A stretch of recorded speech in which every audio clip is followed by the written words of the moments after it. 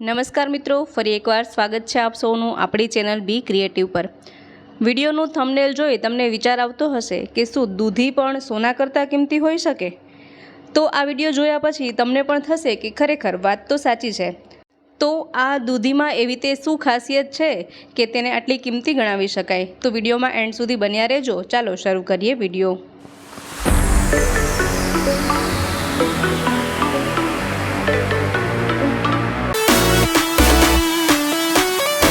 તો અહીં મેં એક દૂધી લીધેલી છે અને તેના એક સરખા 2 ટુકડા કરી લઈએ।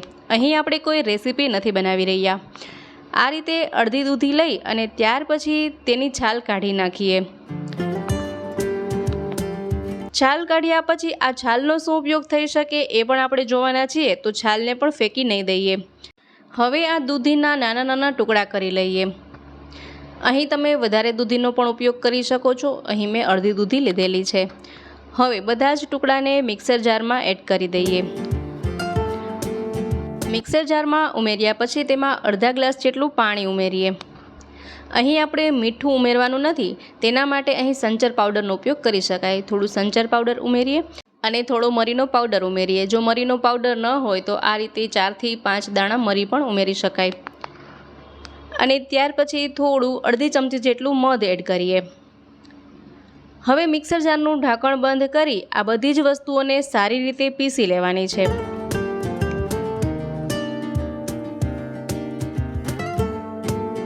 તો અહીં પીસાઈ ગયા બાદ હવે તેને એક ગ્લાસમાં ગાળી લઈએ। તો કંઈક આ રીતે આપણે પીસવાનું છે, એકદમ ઝીણું પેસ્ટ બનાવી લઈએ। હવે આને સરસ રીતે ગાળી લેવાનું છે। તો અહીં આપણે દૂધીનું જ્યુસ બનાવ્યું છે।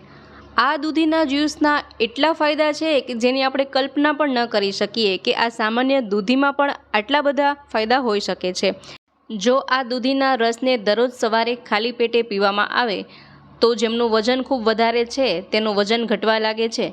જો શરીર પહેલેથી જ ખૂબ જ દુબળું પાતળું હોય તો તેમણે આ દૂધીનો રસ ન પીવો જોઈએ, અને જે લોકો વજન ઘટાડવા માંગે છે તેમના માટે શ્રેષ્ઠ રહેશે। ત્યારબાદ તે બ્લડ પ્રેશરને કંટ્રોલ રાખે છે। એ સિવાય હૃદય માટે ખૂબ જ ફાયદાકારક છે। હૃદયમાં કોલેસ્ટ્રોલ નિયંત્રણ રાખે છે। અકાળે વાળને સફેદ થતાં અટકાવે છે, કારણ કે દૂધી ખૂબ જ ઠંડી હોય છે।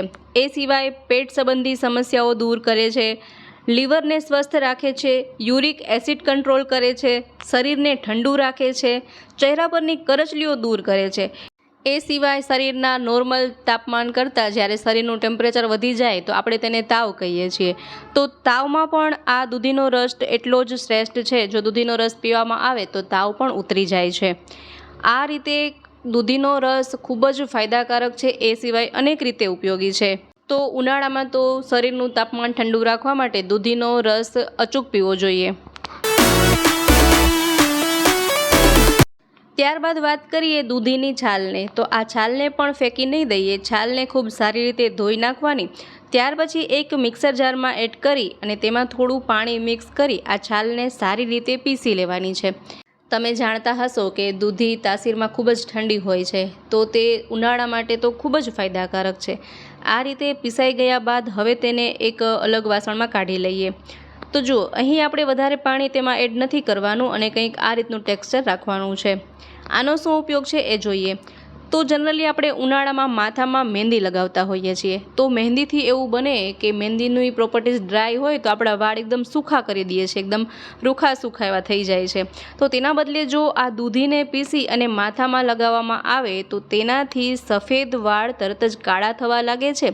એ સિવાય નવા વાળને સફેદ થવા દેતું નથી અને વાળ રેશમી, મુલાયમ અને એકદમ કાળા ઘાટા બને છે। તો આ રીતે દૂધીની પેસ્ટ માથામાં લગાવવાથી માથામાં પણ ઠંડક રહે છે અને મગજ પણ ઠંડુ રહે છે અને વાળ પણ ખૂબ સરસ બને છે। તો ઉનાળામાં માથામાં મહેંદી નહીં પરંતુ દૂધીની પેસ્ટ લગાવવી જોઈએ। ત્યારબાદ મેં અહીં ફરીથી એક દૂધી લીધેલી છે અને તેને આ રીતે કટ કરી નાખીએ। હવે આ દૂધીને આપણે ગ્રેટ કરી લેવાની છે, એટલે કે ખમણી લેવાની છે। તમે અહીં દૂધીને પીસી શકો, ટુકડા કરી શકો અથવા તો આ રીતે ખમણી પણ શકાય। તો મેં અહીં તેને ખમણી લીધેલી છે। આનું શું કરીશું એ હમણાં આગળ વિડીયોમાં જોઈશું, તો વિડીયોમાં એન્ડ સુધી બન્યા રહો।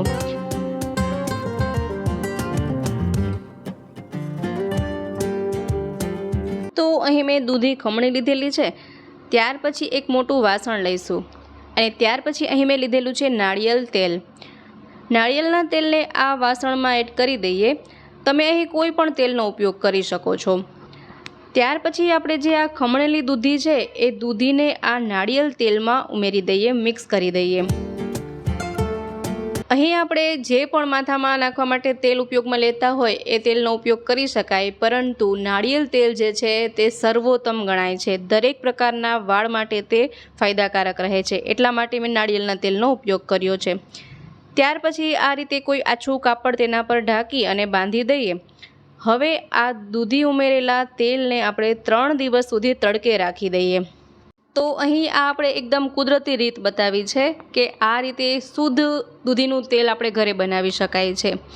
તો 3 દિવસ પછી જોઈ લઈએ તો દૂધી જે મિક્સ કરેલી છે તેનો કલર બદલાઈ જશે અને દૂધીમાં જે પાણી હોય તે તડકાના લીધે બળી જશે અને શુદ્ધ દૂધીનું તેલ રેડી થઈ જશે. પરંતુ જેમના ઘરે તડકો નથી આવતો અથવા તો ફ્લેટમાં રહે છે તેઓએ શું કરવાનું? તો તેઓએ આ દૂધી તેલમાં મિક્સ કર્યા બાદ ગેસની ફ્લેમ ઓન કરી અને ધીમી આંચ પર આ તેલને 10 મિનિટ સુધી પકવવાનું. આ દૂધીમાં જે પાણી રહેલું હોય તે પાણી બળી જાય ત્યાં સુધી આપણે તેને પકવીશું. જો તડકે સૂકવવાનો ઓપ્શન ન હોય તો આ રીતે ગેસ પર પકાવી શકાય, નહીંતર તડકે સૂકવી અને તેલ બનાવવું સૌથી બેસ્ટ ગણાય. કારણ કે આ રીતે જો ગેસ પર તેને ગરમ કરીએ તો અમુક તેના પોષક તત્વો હોય તે બળી જવાની સંભાવના રહે, પરંતુ તડકે જો તેને બનાવવામાં આવે ને તો તેના ગુણધર્મો એમનેમ જળવાઈ રહે છે. પરંતુ અહીં આપણે ધીમા ગેસ પર જો આને પકાવીશું તો તેના ગુણધર્મો નાશ નહીં પામે. ત્યાર પછી તેને ઠંડુ થવા માટે રાખી દઈએ. ઠંડુ થઈ જાય ત્યાર પછી તેને એક અલગ વાસણમાં ફરીથી ગાળી લઈએ. અહીં આ તેલને પકવતા 10 થી 15 મિનિટ જેવો સમય લાગે છે. હવે તેને સારી રીતે ગાળી લેવાનું છે.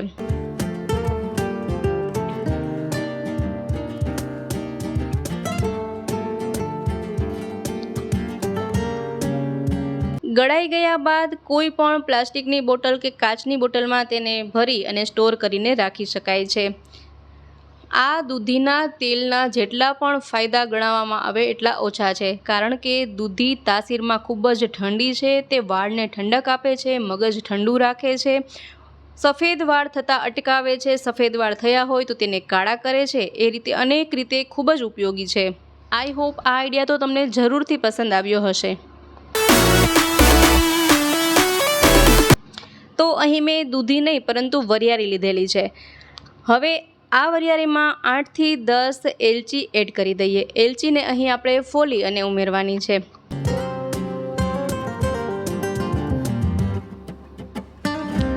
ત્યાર પછી એક મોટું કન્ટેનર લઈએ અને તેમાં આ એલચી અને વરિયાળીને તે વાસણમાં ઉમેરીએ. હવે તેમાં 1 થી 1.5 ગ્લાસ જેટલું પાણી ઉમેરીએ અને આ વરિયાળી અને એલચીને પલળવા માટે રાખી દઈએ. પહેલાં તો તેને સારી રીતે મિક્સ કરી લઈએ જેથી કે વરિયાળી અને એલચી સારી રીતે તેમાં મિક્સ થઈ જાય, પલળી જાય. હવે તેને 4 થી 5 કલાક સુધી રાખી દઈએ જેથી કે વરિયાળી ખૂબ જ સરસ રીતે પલળી જાય. તો 4 કલાક બાદ જોતાં વરિયાળી કંઈક આ રીતે ફૂલાઈ અને રેડી થઈ જશે. સરસ રીતે પલળી ગઈ છે. એલચી અને વરિયાળી બંને સરસ પલળી ગયા છે. તો આ રીતે ફૂલાઈ જાય એટલે સમજવાનું કે તે સરસ પલળી ગયા છે. હવે આપણે તેને મિક્સર જારમાં એડ કરીશું અને ત્યાર પછી તેને પીસી લેવાનું છે. જેટલું ઝીણું પીસી શકાય એટલું ઝીણું પીસી લેવાનું.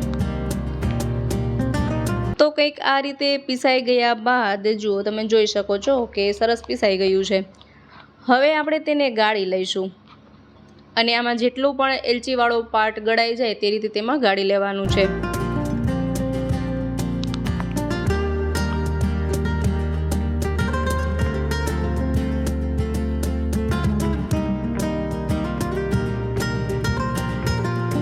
તો ગળાઈ ગયા બાદ આટલું એલચી અને વરિયાળીવાળું પાણી રેડી થયું છે. ત્યાર પછી અહીં આપણે એક મોટું વાસણ લઈશું અને તેમાં 3 વાટકી સાકર ઉમેરીશું. અહીં તમે ખાંડનો પણ ઉપયોગ કરી શકો છો, પરંતુ ખાંડ સ્વાસ્થ્ય માટે નુકસાનકારક હોવાથી અહીં આપણે આખી સાકરનો ઉપયોગ કરીશું. ત્યાર પછી તેમાં 1 ગ્લાસ જેટલું પાણી ઉમેરીએ. હવે ગેસની ફ્લેમ ઓન કરી અને આ સાકરને ઓગળવા માટે રાખી દઈએ. અને આ રીતે મિક્સ કરતા જઈએ જેથી કે સાકર ફટાફટ ઓગળી જાય. અને જેવી સાકર ઓગળવા લાગે ત્યાર પછી આપણે જે વરિયાળીવાળું પાણી રેડી કર્યું છે તે પાણીને આ સાકર સાથે મિક્સ કરી દઈએ. હવે તેને મીડિયમ ફ્લેમ પર ઉકાળીએ. આમાં જે ફીણ વળી રહ્યા છે તે બધા જ ફીણ બંધ થઈ જાય, વળતા બળી જાય ત્યાં સુધી આપણે તેને ઉકાળવાનું છે. અને આ પાણી જે છે ત્રીજા ભાગનું થઈ જાય ત્યાં સુધી આપણે તેને ઉકાળીશું. અહીં આપણે એકદમ ચાસણી બનાવવાની જરૂર નથી. તો જુઓ, ત્યારબાદ ગેસની ફ્લેમ બંધ કરી દઈએ. તો અહીં પાણી અડધું થઈ ગયું છે. ત્યાર પછી તેમાં એક લીંબુનો રસ મિક્સ કરી દઈએ. કોઈ પણ મીઠી વસ્તુ છે થોડા દિવસમાં તેમાં સૂક્ષ્મ જીવ થઈ જાય છે જે આપણે નરી આંખે નથી દેખાતા, પરંતુ તેમાં લીંબુનો રસ મિક્સ કરી દેવામાં આવે તો મીઠી વસ્તુ ક્યારેય પણ બગડતી નથી કે તેમાં સૂક્ષ્મ જીવો થતા નથી. તો તમે સમજી ગયા હશો કે અહીં આપણે વરિયાળીનું શરબત બનાવીને રેડી કર્યું છે. જો તમે માર્કેટ જેવો જ કલર કરવા માંગતા હોય તો આમાં લીલા ફૂડ કલરનો ઉપયોગ કરી શકાય છે, ગ્રીન ફૂડ કલર મિક્સ કરી શકાય, પરંતુ મેં અહીં કોઈ પણ ફૂડ કલરનો ઉપયોગ કર્યો નથી જેથી તેનો કલર આવો લાગે છે.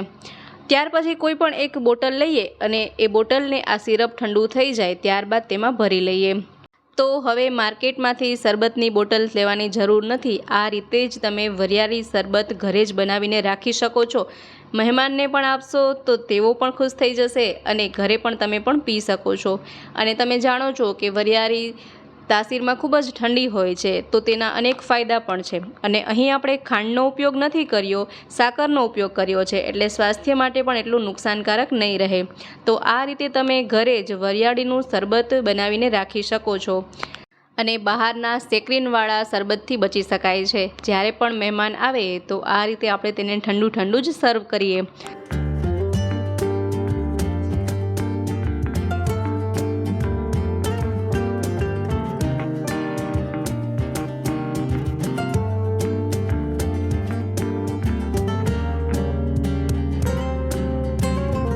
તો મિત્રો, આશા રાખું છું આજના દરેક આઈડિયાઝ તમને ખૂબ જ પસંદ આવ્યા હશે, સાથે ઉપયોગી પણ રહ્યા હશે. કયા આઈડિયા તમને સૌથી વધુ પસંદ આવ્યા છે મને કમેન્ટ બોક્સમાં જરૂરથી જણાવજો. સાથે જ વિડીયો પસંદ આવ્યો હોય તો વિડીયોને લાઇક કરજો, શેર કરજો. અમારી ચેનલ પર નવા હોય, પહેલીવાર ચેનલ પર વિઝિટ કરી રહ્યા હોય તો ચેનલને સબસ્ક્રાઈબ પણ જરૂરથી કરજો. ફરી મળીશું નવા વિડીયોમાં નવા જ આઈડિયાઝ સાથે. ત્યાં સુધી જોતા રહેજો આપણી ચેનલ બી ક્રિએટિવ.